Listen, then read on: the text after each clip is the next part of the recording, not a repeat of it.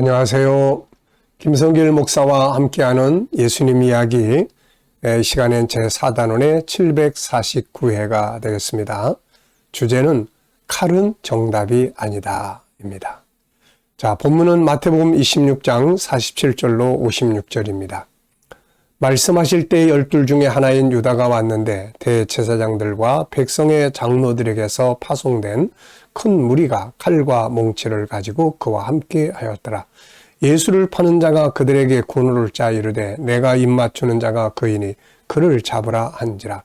곧 예수께 나와 랍비여 안녕하시옵니까 하고 입을 맞추니 예수께서 이르시되 친구여 네가 무엇을 하려고 왔는지 행하라 하신대 이에 그들이 나와 예수께 손을 대며 잡는지라. 예수와 함께 있던 자 중에 하나가 손을 펴 칼을 빼어 대제사장의 종을 쳐 그 귀를 떨어뜨리니 이에 예수께서 이르시되 내 칼을 도로 칼집에 꽂으라. 칼을 가지는 자는 다 칼로 망하느니라. 너는 내가 내 아버지께 구하여 지금 12군단 더 되는 천사를 보내시게 할 수 없는 줄로 아느냐. 내가 만일 그렇게 하면 이런 일이 있으리라 한 성경이 어떻게 이루어지겠느냐 하시더라. 그때 예수께서 무리에게 말씀하시되 너희가 강도를 잡는 것 같이 칼과 뭉치를 가지고 나를 잡으러 나왔느냐. 내가 날마다 성전에 앉아 가르쳤으되 너희가 나를 잡지 아니하였도다. 그러나 이렇게 된 것은 다 선지자들의 글을 이루려 함이니라 하시더라. 이에 제자들이 다 예수를 버리고 도망하니라. 아멘. 자, 본문을 보면 예수님을 잡으러 온 무리들을 보자 제자 중 한 사람이 칼을 휘둘러서 대제사장의 종의 귀를 떨어뜨렸습니다. 자, 51절 보죠. 예수와 함께 있던 자 중에 하나가 손을 펴 칼을 빼어 대제사장의 종을 쳐 그 귀를 떨어뜨립니다. 요한은 칼을 휘두른 이 사람이 베드로라고 이야기를 합니다. 그리고 그 상처를 입은 사람의 이름이 말고라고 이야기를 기록하고 있습니다. 자, 요한복음 18장을 보면은 이에 시몬 베드로가 칼을 가졌는데 그것을 빼어 대제사장의 종을 쳐서 오른편 귀를 베어버리니 그 종의 이름은 말고라 이렇게 기록하고 있습니다. 이때 예수님은 베드로에게 이런 말씀을 하셨죠. 예수께서 이르시되 네 칼을 도로 칼집에 꽂으라. 칼을 가지는 자는 다 칼로 망하느니라. 그리고 귀가 떨어진 그 사람의 귀를 다시 붙여주셨습니다. 누가복음 22장 50절에 보면 그 중에 한 사람이 대제사장의 종을 쳐 그 오른쪽 귀를 떨어뜨린지라. 예수께서 이르시되 이것까지 참으라 하시고 그 귀를 만져 낫게 하시더라 그랬습니다.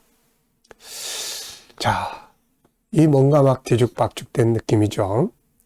자, 지금 제자들은 싸움의 방법, 그러니까 어떤 싸움을 싸워야 하는지를 잘 모르고 있습니다.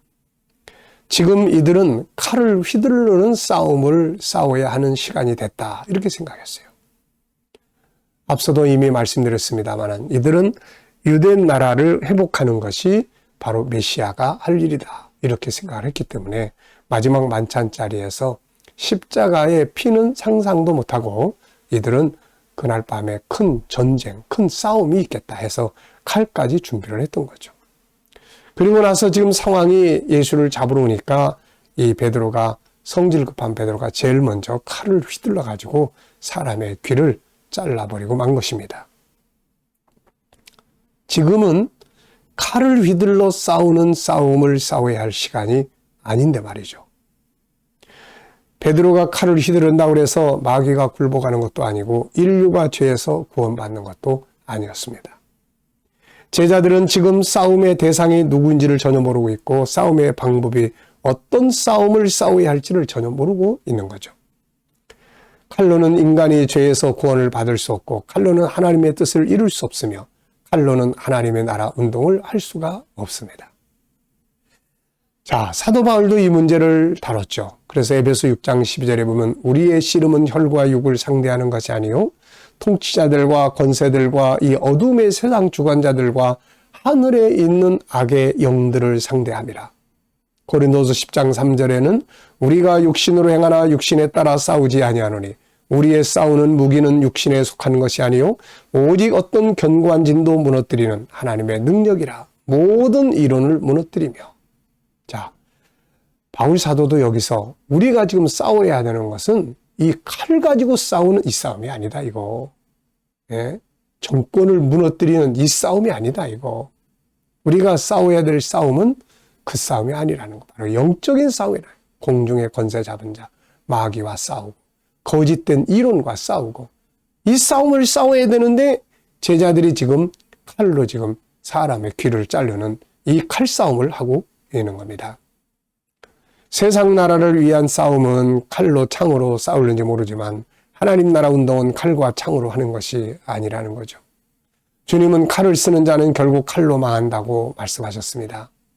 주님은 지금 칼로 싸우는 것이 아니라 영적인 기도로 싸우셨고 순종으로 싸우셨고 용서와 사랑으로 싸우시고 있는 거예요. 결국 칼이 이기는 게 아니라 사랑이 이기는 것이죠. 천국 운동을 위해 살아가는 성도들은 주님의 이 같은 싸움의 방법을 잘 배워야 합니다. 혈기로, 감정으로, 주먹으로 싸우는 것이 아니라 사랑과 희생과 헌신으로 싸우는 거예요. 분노로 육신적인 다툼과 분쟁으로 싸우는 게 아니라 사랑으로 싸우고 희생으로 싸우는 거예요. 바울 사도는 선으로 악을 이기라고 당부했습니다. 선으로 싸우는 거예요. 주님은 지금 그들의 앞에서 묵묵히 잡혀주셨습니다. 그리고 귀가 잘라진 사람의 귀를 다시 붙여주셨어요. 제자들은 여기서 당혹스러웠겠죠. 예수님은 기적을 일으키는 분인데 자기를 잡으러 온 자들 앞에 묵묵히 잡혀가다니 이게 도대체 어떻게 된 일이야? 지금은 칼과 창이나 능력을 가지고 사람을 죽여서 정권을 쟁탈하는 이 싸움이 아니라 묵묵히 순종하는 싸움을 통해서 하나님의 뜻을 이루는 싸움을 지금 싸워가고 있는 것입니다.